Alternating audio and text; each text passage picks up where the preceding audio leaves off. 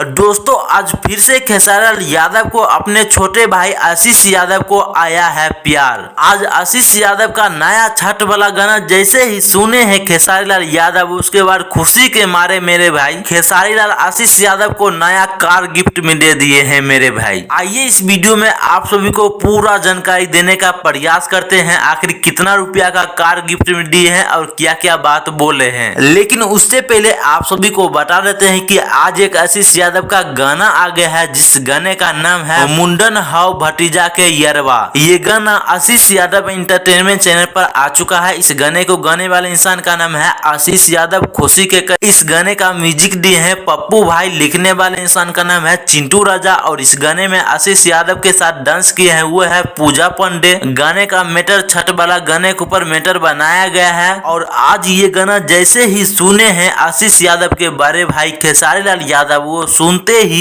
आशीष यादव का एक नया गाड़ी देने का वादा किए हैं और बोले हैं कि वाह यार तुमने तो मस्त ये गाना गा दिया है आशीष।